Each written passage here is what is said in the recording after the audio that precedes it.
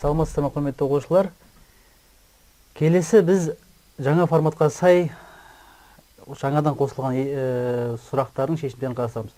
Суретте дененің қозғалысының әр секунд сайын түсірілген орындар көрсетілген. Осыған қарай дененің үдеуін және 5 секундтағы орын ауыстыруын табыңыз.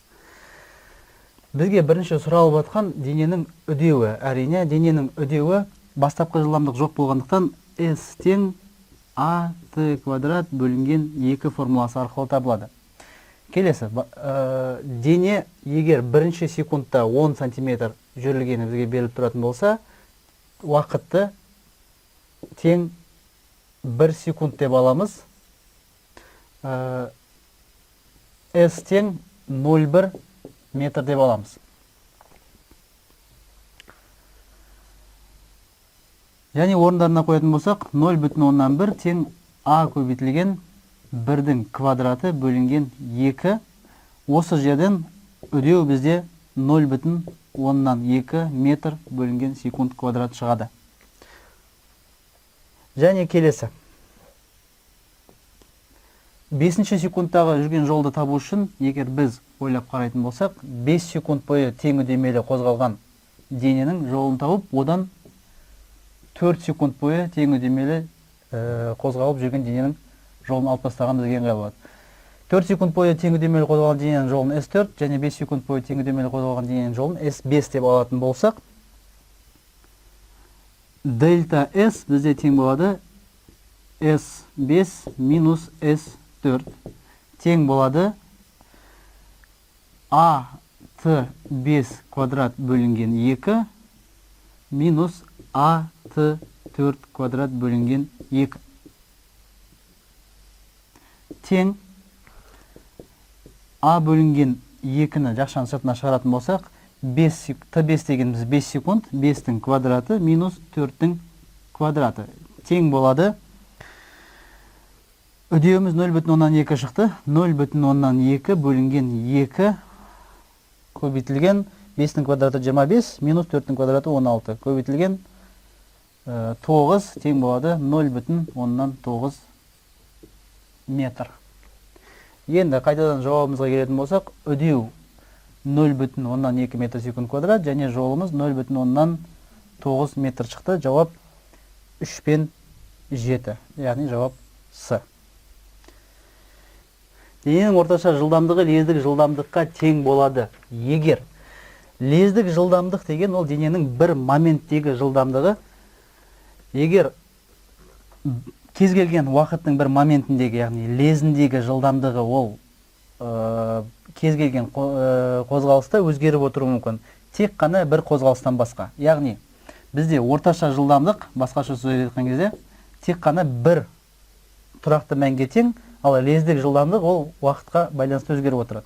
Егер екеуі тең болса, демек лездік жылдамдық бізде өзгермейді деген сөз.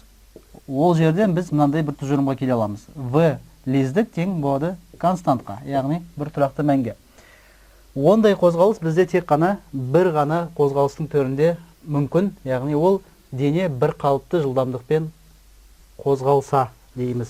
График бойынша дұрыс тұжырымды табыңыз дейді.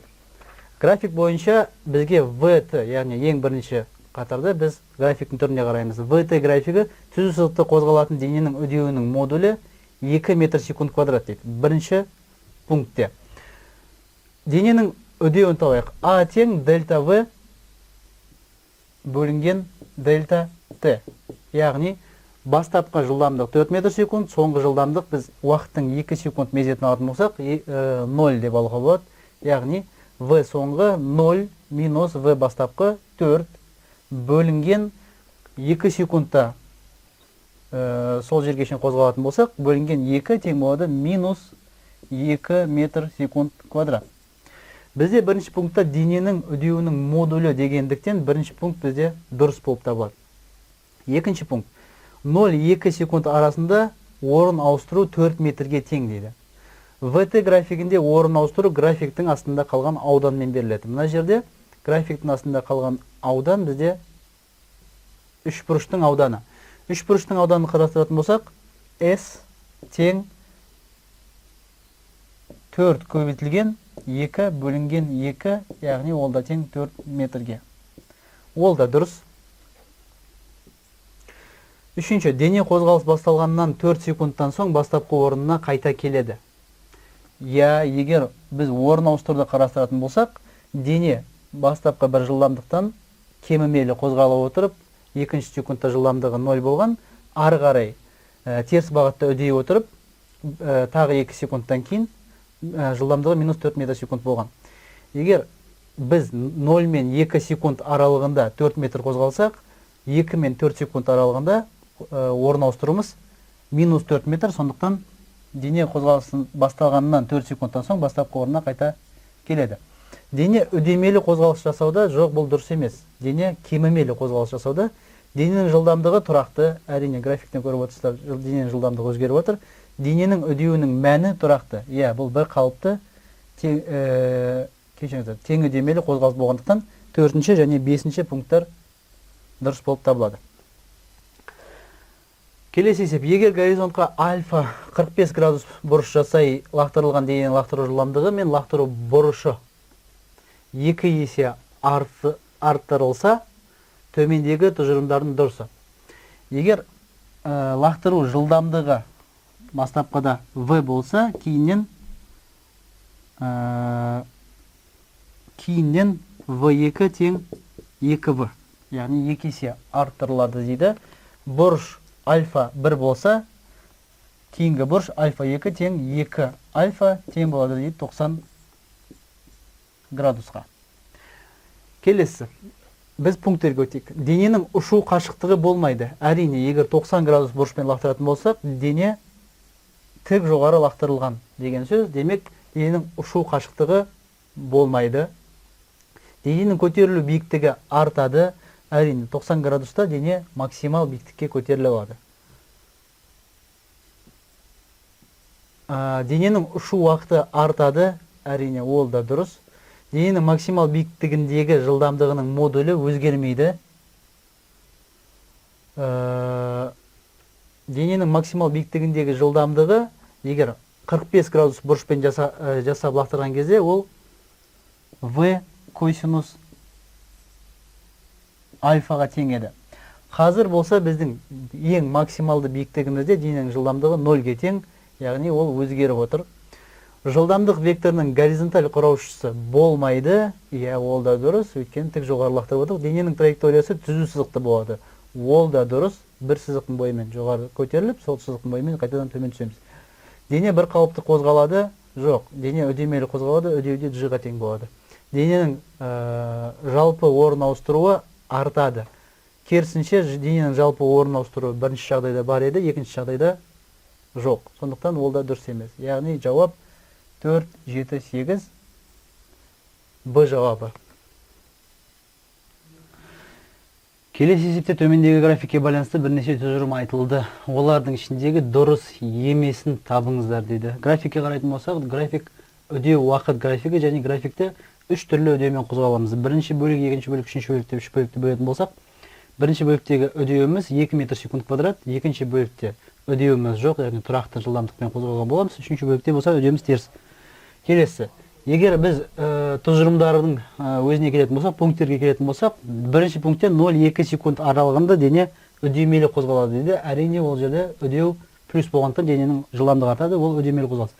Екінші бөлікте 2-4 секунд аралығында дене жылдамдығы 0-ге тең. Жоқ, ол жерде дененің жылдамдығы 0-ге тең емес, дененің үдеуі 0-ге тең, ал бірақ жылдамдығы бірінші бөлікте біз тапқан жылдамдыққа тең.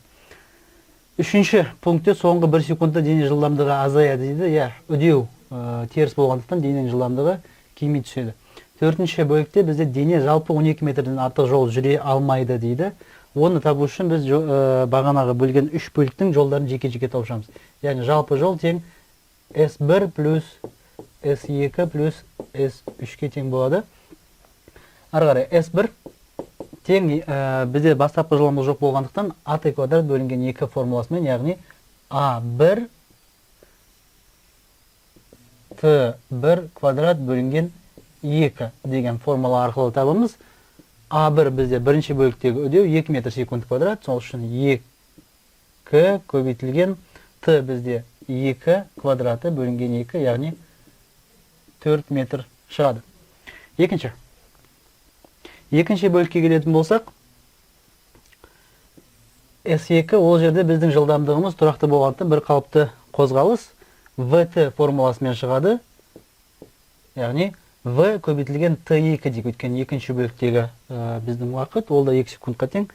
V, яғни жылдамдық, біз бірінші бөлікте үдемелі қозғала отырып, бір белгілі жылдамдыққа қол жеткіземіз.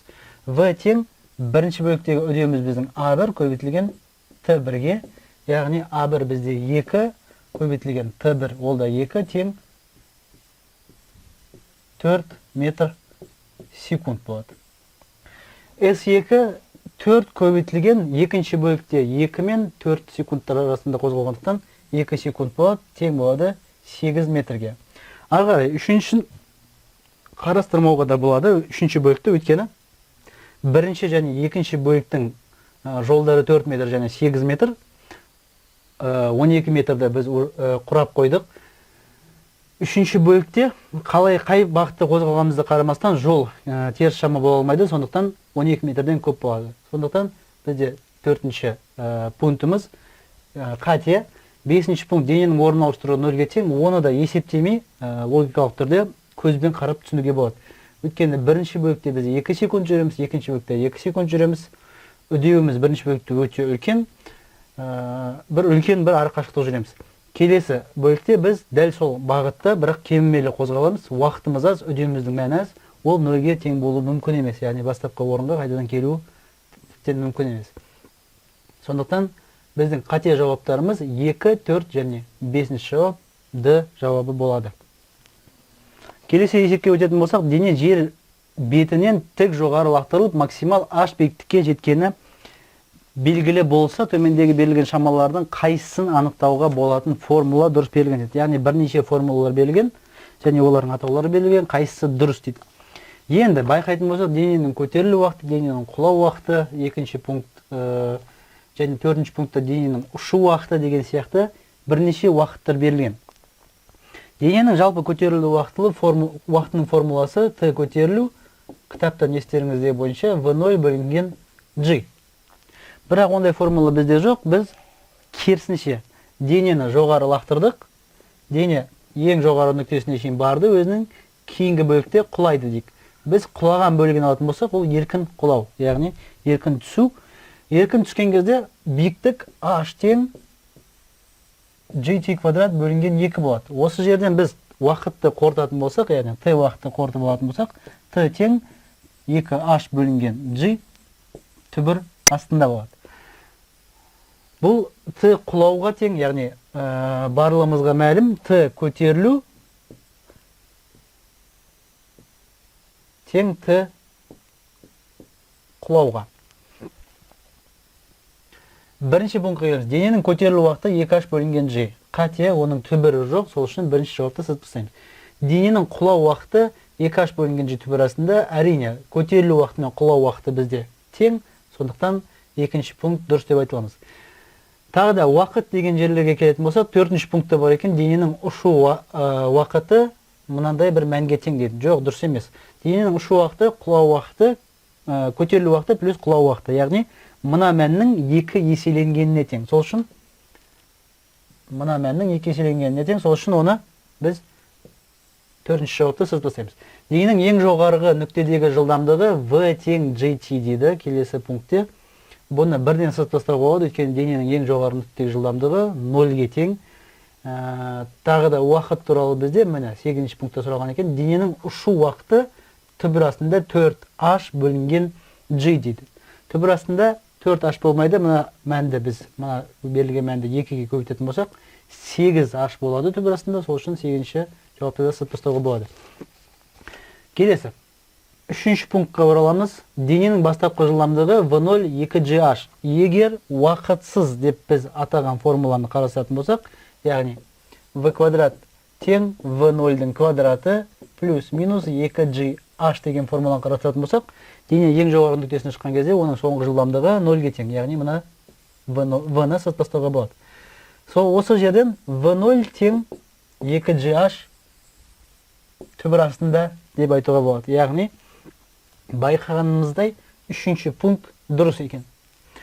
Төртінші, дене траекториясының кез келген нүктесіндегі жылдамдығы V тең V0 минус GT формуласымен шығады. Әрине ол дұрыс, бұл формула, оған қарсы келе алмаймыз. Дененің бастапқы жылдамдығы V0 тең 2GH, яғни үшінші пунктта біз V0 неге тең екенін көрдік, жетінші пунктында қате екенін көре аламыз.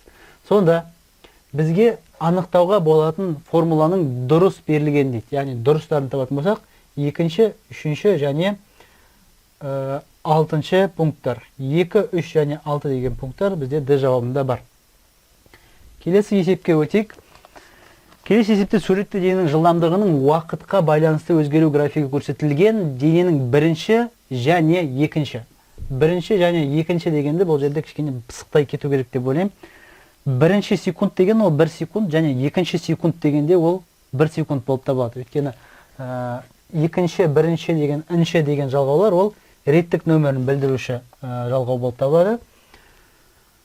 Бірінші секундта ВТ графигінде жүрген жол табу үшін біз бірінші бөліктегі графиктің астында қалған ауданды табамыз.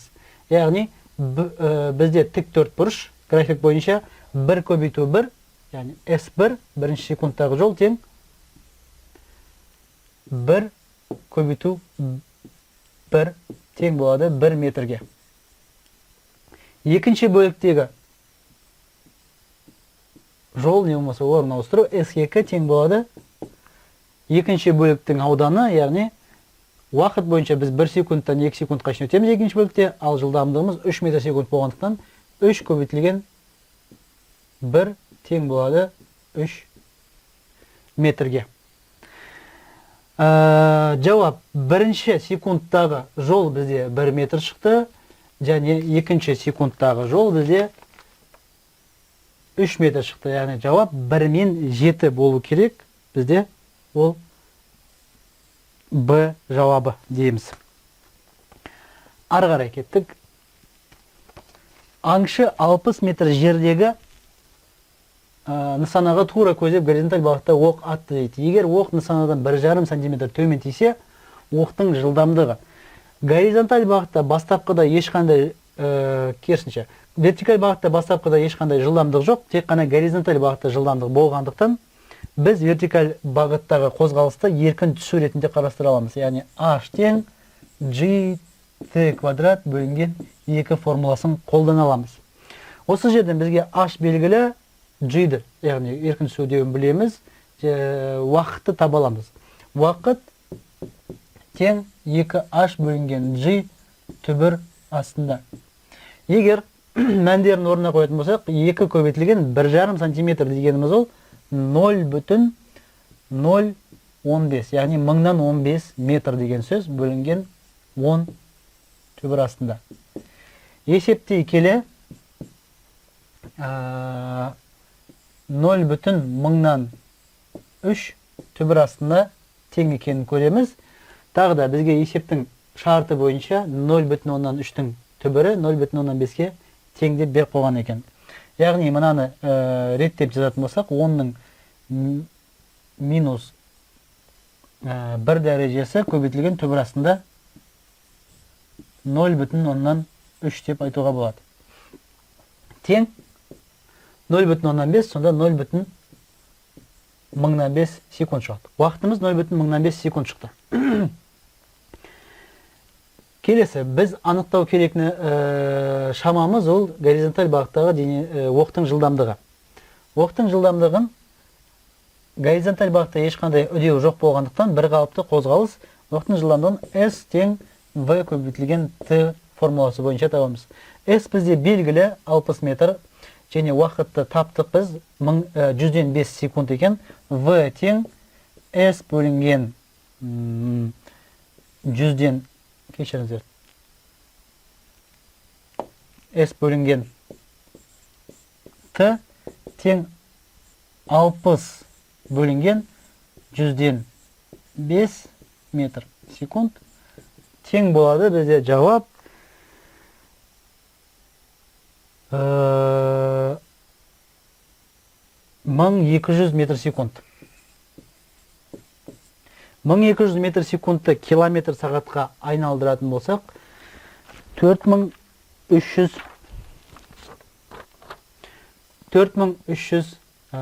километр сағат шығады. 3,6-ға көбейтеміз. Сонда жауап бізде 2 мен 6. С жауабы болады. Келесі есепке өтсек. Келесі есепте бір үйден шыққан Айдана мен Жандос төменде көрсетілген траекториялар бойынша мектепке барады. Егер Жандостың жүрген жолы АБЦ, яғни жоғарғыдағы траекториямен Жандос жүрсе, төмендегі траекториямен бізде Айдана жүрсе.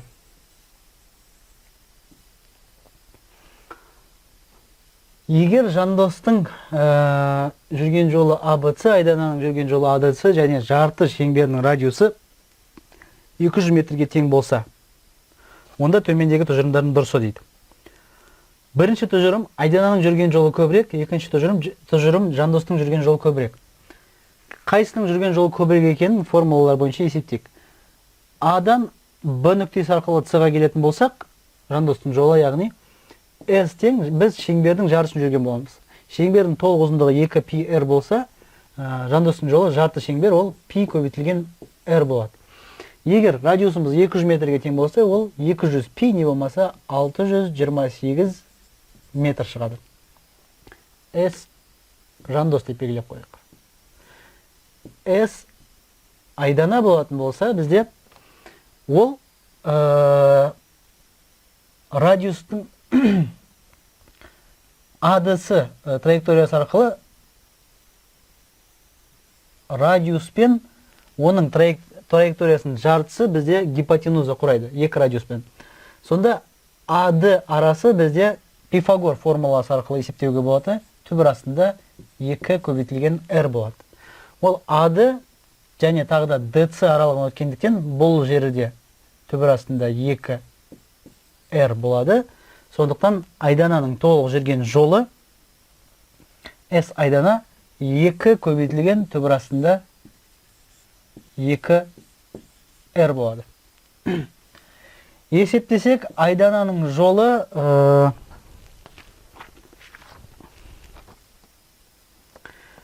түбір астында 2 жобамен 1,4 ретінде алуға болады. 565-тің жобасында метр шығады. Сонда бірінші, екінші тұжырымға қайтадан оралатын болсақ, Жандостың жолы көбірек екен, яғни бірінші пункт бізде плюс, яғни дұрыс, екінші, кешіріңіздер. Бірінші Айдананың пункті ол қате, Жандостың пункті ол дұрыс. Айдана мен Жандостың орын ауыстырулары бірде, екеуі де А нүктесінен шығып, С нүктесіне келіп жатыр. Сондықтан Айдана мен Жандостың орын ауыстырулары бірде, Айдананың жүрген жолы 400 метрге тең. Біз есептедік 565 метрге тең екен, яғни төртінші пункт қате. Бізде дұрысы, сондықтан 2 мен 3-ші пункттар ол жауап А.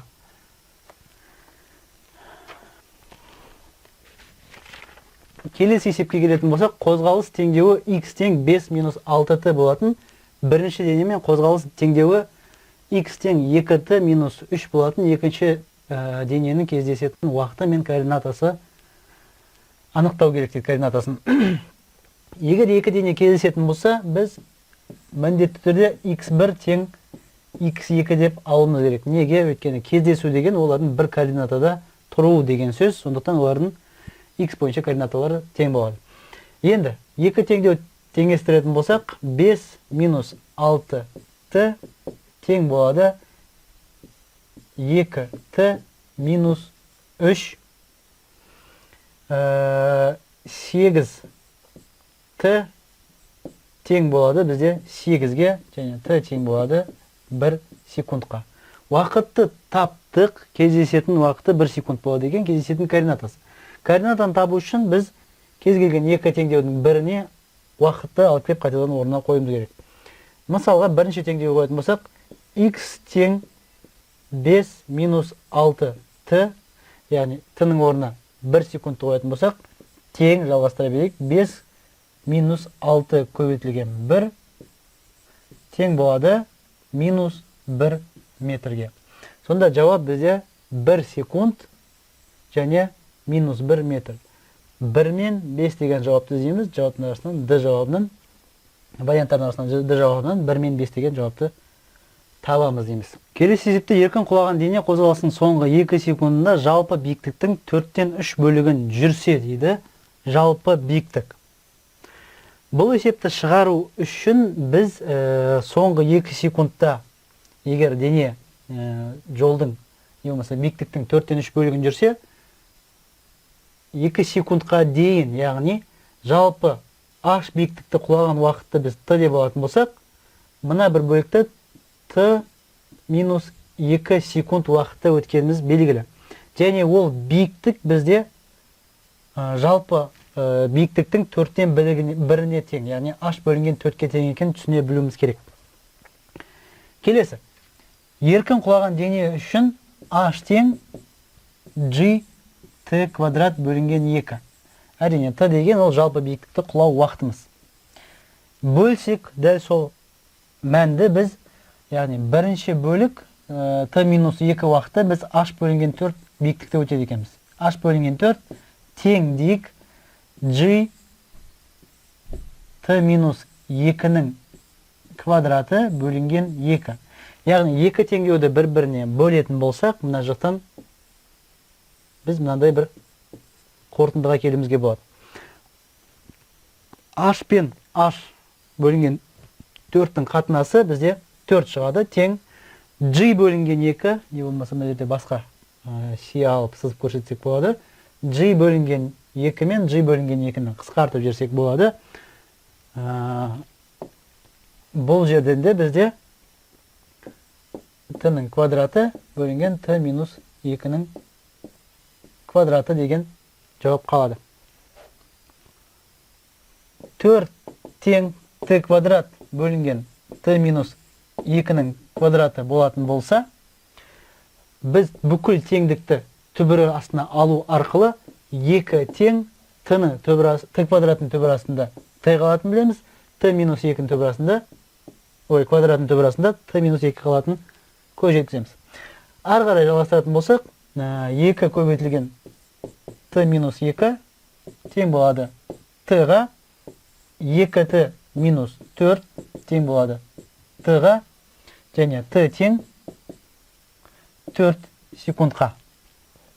Сұрағымызға қайта оралатын болсақ, бізге жалпы биіктікті табуды сұраған екен.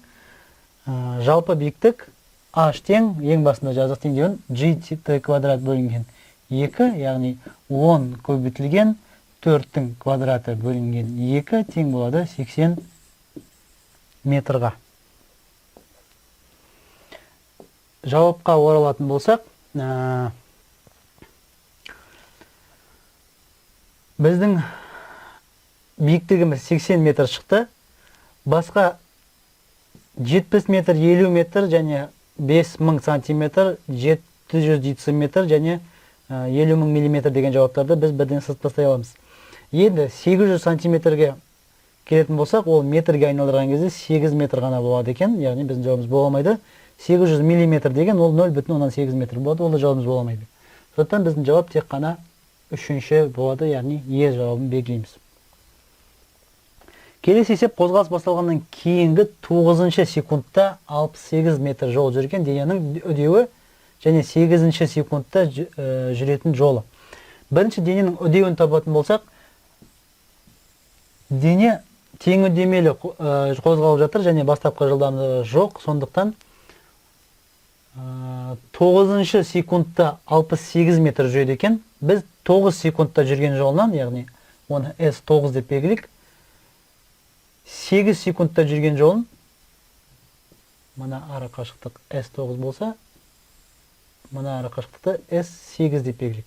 8 секундта жүрген жолын алып тастайтын болсақ, қалған бөлік бізде 68 метр екен. Не болмаса оны дельта S деп те белгілеуге болады. Дельта S тең S9 минус S8. Яғни S9 бізде тең үдемелі қозғалған дене болған үшін AT 9-дың квадраты бөлінген 2 минус АТ 8-дың квадраты бөлінген 2 болады. А бөлінген 2-ні жақшаның сыртына шығаратын болсақ, А бөлінген 2 Т9-дың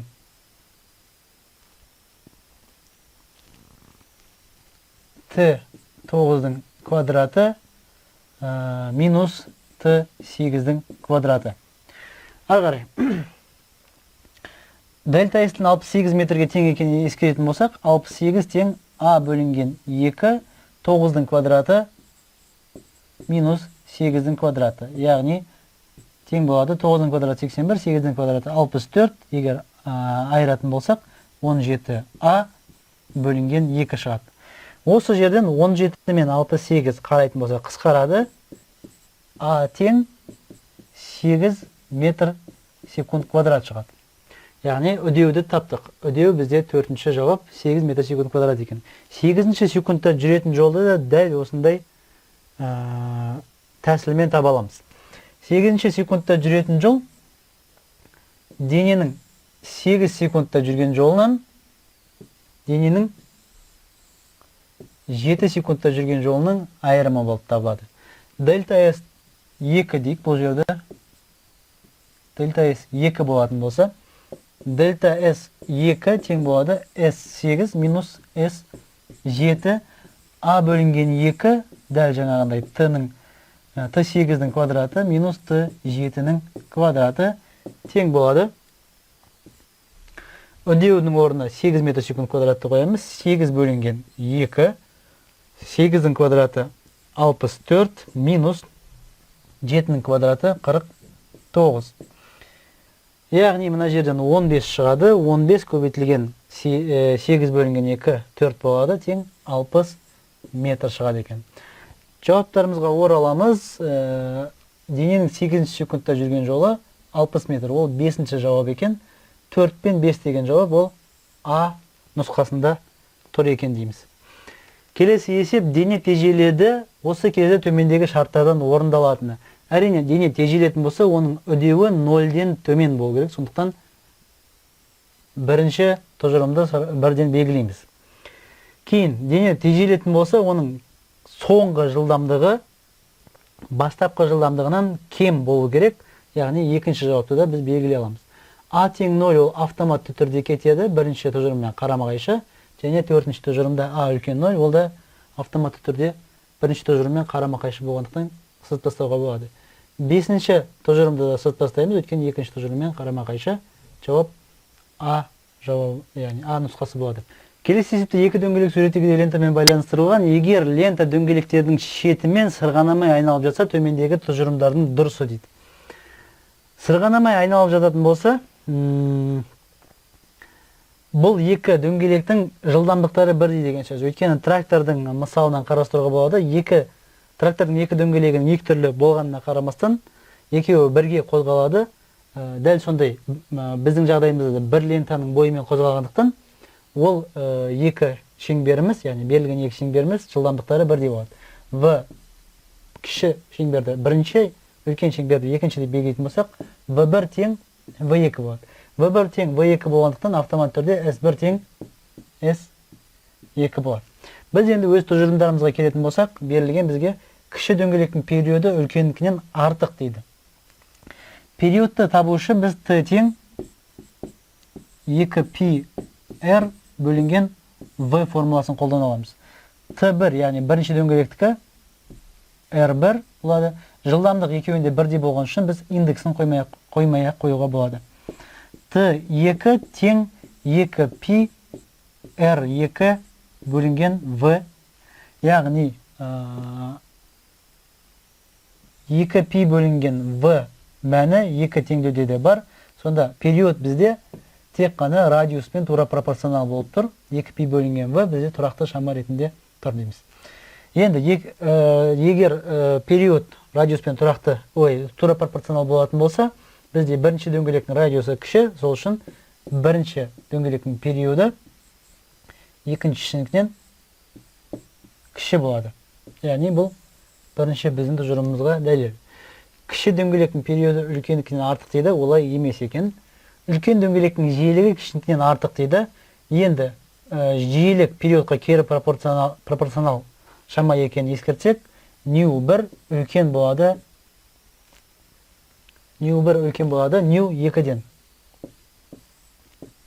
Сондықтан екінші пункттің де біз қате екенін көріп отырып. Үшінші, екі дөңгелектің жиектерінің сызықтық жылдамдықтары өзара тең, оны біз алдын ала жазып қойдық, яғни үшінші пункт бізде дұрыс. Төртінші, үлкен дөңгелектің жиегінің бұрыштық үдеуі кішінікінен артық дейді. Бұрыштық үдеуді қарастыратын болсақ, бұрыштық үдеу, яғни бұрыштық жылдамдықтың артуы. Эпсилон тең омега, дельта омега бөлінген дельта т деп қарастыруға болады. Егер бұрыштық жылдамдықтарын қарайтын болсақ, бізде кіші дөңгелек әр қашанда көбірек айналатындықтан оның бұрыштық жылдамдығы артығырақ болады. Сондықтан төртінші пунктқа келген кезде үлкен дөңгелектің жиегінің бұрыштық үдеуі кішінікінен артық жауабын біз сызып тастауға болады, қарастырмай. Бесінші, екі дөңгелектің бұрыштық жылдамдықтары өзара тең дейді. Екі дөңгелектің бұрыштық жылдамдықтары өзара тең бола алмайды, өйткені жаңа ғана біз оны дәлелдедік. Яғни келесі бетке өтетін болсақ, екі дөңгелек тракторды мысалға елестететін болсақ, екі дөңгелек айналған кезде кіші дөңгелек әрқашан артық айналады. Сондықтан екі дөңгелектің бұрыштық жылдамдықтары өзара тең болмайды. Сонда бізде барлық берілген жауаптың арасынан тек қана үшінші жауабымыз дұрыс. Б. Келесі есепте берілген график бойынша дененің 4 секундта жүрген жолы мен орын ауыстыруын сұрап отыр. Орын ауыстыруын қарайтын болсақ, орын ауыстыру бастапқы нүкте мен соңғы нүктенің қосатын бағытталған сызық екенін білеміз, және біз бастапқы нүктеде 5 метрде тұрық, яғни қозғалыстың басталу уақытында 5 метр деген координатада тұрық, 4 секунд, яғни жолдың соңында тағы да дәл сол координатада тұрық. Сондықтан орын ауыстыруы, яғни дельта x деп белгілік тең 0. Бізде орын ауыстыру 7-ші жауап 0 метр екенін көрдік. Келесі жолды, яғни жолды табатын болсақ, S. Біз қандай жол жүрдік? Біз графикке қарай отырып 5-ші нүктеден 1-ші нүктеге шейін келдік, яғни 4 метр жол жүрдік. Келесі 2 секундта, яғни жолдың екінші бөлігінде біз 1 метр деген жолдан қайтадан 5 метр деген жолға келдік. Сонда біз 4 метр бірінші бөлігінде жүрдік жолдың, екінші бөлігінде тағы да 4 метр жүру арқылы жалпы 8 метр жол жүрдік. Жауап 4 пен 7-ші жауап деген нұсқаны таңдаймыз, ол А нұсқасы екен. Келесі есеп төмендегі берілген графиктерде қандай қозғалыс түрлері келтірілгенін дұрыс сәйкестендіріңіз дейді. Бізге 4 график берілген, ол үшін бұл есепті шығару үшін біз графиктің түрін білуіміз керек. Бірінші график бізде белгілі жылдамдығы тұрақты, яғни дененің жылдамдығы тұрақты екенін белгілі графиктің түріне қарай отырып. Екінші график бізде дененің жылдамдығының бір қалыпты артатын кездегі жол уақыт графигі екенін білеміз. Яғни басқаша сөзбен айтқан кезде бірінші график бізде бір қалыпты қозғалыс, екінші график бір қалыпты үдемелі қозғалыс, үшінші графикте дене тіптен тоқтап тұр. Бізде ондай да жауап бар екен, В жауабы дене қозғалмай тұр дейді. Және төртінші график бізде тағы да бір қалыпты қозғалыс, тек қана X осіне қарама-қарсы бағытта. Енді сәйкестендіретін болсақ, бірінші график бізде бір қалыпты қозғалыс, ол А графигіне келеді. Екінші график бір қалыпты үдемелі қозғалыс, ол А пунктіне келеді. Үшінші график бізде дене қозғалмай тұр дедік, ол В пунктіне келеді, және төртінші график ол бір қалыпты қозғалыс, ол да қайтадан А пунктіне келеді. Егер іздейтін болсақ, бірінші пункт бізде Аға келеді екен. 1А, 1А, 1А деген бізде 4 вариант бар, яғни нұсқа бар. Е жауабын сыз тастауға болады бірден. Екінші график бізде А екен, 2 АБС-да, АБС нұсқаларында А, ал Д-да А екен, сол үшін оны да сыз тастаймыз. Үшінші график бізде В екен. яғни а б с нұсқасы қалды бізде. Одан үшінші а деп тұр, а нұсқасында 10-да сат бастаймыз. Төртінші бізде төртінші график бір қалыпты қозғалыс, ол а жауабы болады, яғни жауап бізде с нұсқасы болады. Сондықтан келесі есепте төмендегі графиктерге қарап денелер мен 8 секундтағы орын ауыстыруының модульдерін сәйкестендіріңіз дейді. Біз егер графиктерге қарайтын болсақ, графиктердің номерлері және яғни ST графигі берілген, бізге орын ауыстыру уақыт графигі бірден беріліп тұр. Басқаша сөзбен айтқан кезде, бірінші дене бірінші графикке сәйкес, яғни бірінші дененің соңғы координатасы -8, ал бастапқы координатасы 0 метр болғандықтан, мына жерде былай белгілеп қойсақ та болады, 0 метр болғандықтан оның модулі 8 метр болады. Екіншісі 0-ден басталған, тағы да ең соңғы нүктеде біз 8 метр деген белгіле тұрық. Яғни модулі оның да 8 болады, ол да А болады. Үшінші графикке қарайтын болсақ 0-ден бастадық, және соңғы нүкте бізде 32, яғни 32-ні қалай табамыз? 32-ні біз графикте берілген масштабқа қарай табамыз. Әр екі штрихтің арасы 8 екен, мына жерде де ең соңғы нүктеде екі штрих қосылған, яғни 32 болу керек, ол Д жауабына сәйкес келеді. Төртінші график бізде 0-ден бастаймыз, тағы да ең соңғы 8 секундта 24 метр деген белгіге келеміз, С болады екен. Енді жауаптарымыз дейтін болсақ, 1А, 2А дейді. 1А, 2А, 3D және 4С жауабы ол А нұсқасына тура келеді екен. Келесі есепке көшсек, координатаның уақытқа тәуелділік графигінде дене қозғалысының 3 кезеңі берілген. Осыған сәйкес дененің әр уақыт аралығына сәйкес қозғалысы.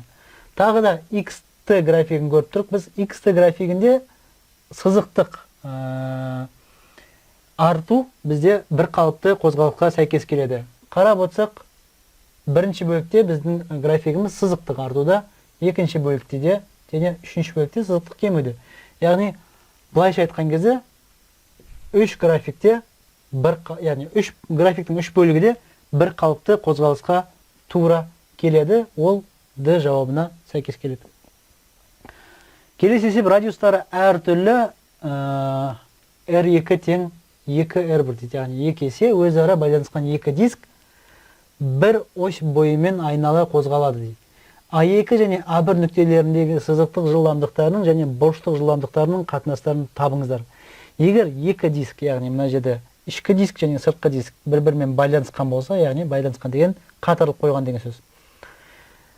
Екеуі бір-бірімен байланысқан болатын болса, екеуінің бұрыштық жылдамдықтары тең. Өйткені суреттен қарауымызға болады, мысалға, бірінші диск тұрған жерінен мынандай бір белгілі бір нүктеге шейін белгілейтін болсақ, осы нүктеге келсе, ол фи бұрышын өтеді. Екінші диск, ішкі диск, яғни дәл солай осы бір нүктеден екінші нүктеге шейін, яғни бұрыш жағынан жол жүреді дейміз. Сондықтан олардың екеуінің де бұрыштары бірдей болса, бұрыш бөлінген уақыт бірдей уақытта өтеді, ол бізде омеганы, бұрыштық жылдамдық береді. Екеуі бірдей уақытта бірдей бұрышқа қозғалып жатқан болатын болса, олардың бұрыштық жылдамдықтары тең. Не болмаса, басқаша сөз айтқан кезде бізде омега 1 бөлінген, емес омега 2 бөлінген омега 1 дейді. Омега 2 бөлінген омега 1 ол 1-ге тең дейміз. Яғни бірден сәйкестендіруге болады. Екінші пунктті біз Б-мен сәйкестендіреміз. Б екен. Енді бірінші пунктқа келетін болсақ, сызықтық жылдамдықтарының қатынасы дейді. Сызықтық жылдамдық V2 бөлінген V1-ді бізден сұрап жатыр. Енді V2 бөлінген V1-дің жазу үшін біз олардың бұрыштық жылдамдықтары тең. Сол үшін омега көбейтілген R2 бөлінген омега көбейтілген R1 формуласын жазамыз. Әрине, омегалар тең болғандықтан қысқартып жіберуге болады. Тең дейміз. Біз есептің берілуінде R2 тең 2R1 деп бергендіктен R2-ның орнына 2R1 жазамыз. Яғни омега көбейтілген 2R1 бөлінген омега көбейтілген R1 дейміз. омеганы әрбірмен әрбірді қысқартуға болады, жауап 2 шығады. Яғни V2 бөлінген V1 бізде жауапта D пунктіне сәйкес келеді екен дейміз. Сонда 1D 2B деген жауапты іздейміз. 1D 2B деген жауап ол А нұсқасына сәйкес келіп тұр. Келесі есепте суретте дененің жылдамдығының уақытқа тәуелділік графигі көрсетілген. Осы графикті қолдана отырып, дененің берілген уақыт аралықтары мен сол уақыт аралықтарындағы орташа жылдамдықтарын сәйкестендіріңіз дейді. Яғни, суреттен қарап отыратын болсақ, бізде 3 бөлік бар. 0 мен 10 секунд аралығы, 10 секунд пен 30 секунд аралығы және 30 секунд пен 50 секунд аралығы. Бір қалыпты үдемелі қозғалыс кезінде V орташа, яғни ол 0 мен 13 секунд аралығына қатысы бар. Қазір бізде орташа жылдамдық V бастапқы плюс V соңғы бөлінген 2 формуласымен шығаруға болатыны мәлім. Тең дейміз, V бастапқы бізде 0 және V соңғы 10 метр секунд, соның үшін 10 жазамыз, бөлінген 2 тең 5 метр секунд. Яғни бірінші пункт бізде Ә жауабына сәйкес келеді екен. Екінші бөлікте 10 мен 30 секунд аралығында бізде дененің жылдамдығы тұрақты, сол үшін орташа жылдамдық пен лездік жылдамдық бізде өзара тең. Яғни 10 мен 30 секунд аралығында жылдамдық бізде 10 метр секунд.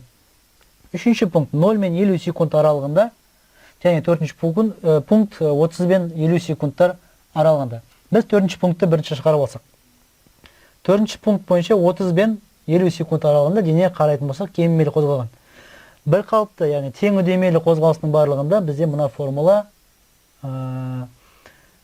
осы формуланы қолдануға болады. Яғни төртінші пункт үшін, яғни 30 бен 50 секундтар аралығы үшін V орташа тең бастапқы жылдамдық плюс соңғы жылдамдық бөлінген 2 формуласын қолданатын болсақ, бастапқы жылдамдығы ол аралықта 10 метр секунд болады, соңғы жылдамдығы 0 бөлінген 2 тең болады 5 метр секундқа. Яғни төртінші пункттіңді Ә жауабына сәйкес екенін біз анықтадық. Үшінші пункт 0 мен 50 секундтар аралығында, яғни ол пунктті шығару үшін біз бұрынғы өзіміздің формуламызды қайта келеміз. Яғни негізгі формула деп айтсақ болады. S1 плюс S2 плюс S3 бөлінген T1 плюс T2 плюс T3 формуласын қолданамыз. Графиктен қарап отырғанымызда T1 плюс T2 плюс T3 ол 50 секундқа тең екені бізге мәлім, және олардың жалпы жүрген жолдарын табу үшін біз мына трапецияның ауданын тапқылық жеткілікті. Трапецияның ауданын табу үшін біз екі негіздерін, яғни 10 мен 30-ның арасы 20 болады, және астыңғы негізі 0 мен 50 секунд арасы 50 болады. S трапеция, яғни трапецияның ауданы тең 20 плюс 50 бөлінген 2 көбейтілген, оның биіктігі, яғни 10 екенін білеміз. 70 бөлінген 2 көбейтілген 10 тең болады 350 метрге. Яғни толық орын ауыстырдың 350 метр екенін біз анықтадық. 350 метр бөлінген 50 секунд тең болады 7 метр секундқа. Қайтадан жауаптарымызға оралатын болсақ, үшінші пункт бізде 7 метр секунд, яғни А жауабына сәйкес екен. Бірінші пункт Ә, ондай жауап бізде екеу екен. Қалған А, Б, С-ны сызбастасақ болады. Екінші пункт бізде В, яғни Е жауабында сызбастауға болады, тек Д жауабы болады. Біз соңына үшін тексеріп қоятын болсақ, үшінші пункт А, яғни дұрыс екен. Төртінші пункт қайтадан Ә жауабы, ол да дұрыс екен. Біз сонымен Д жауабын белгілейміз.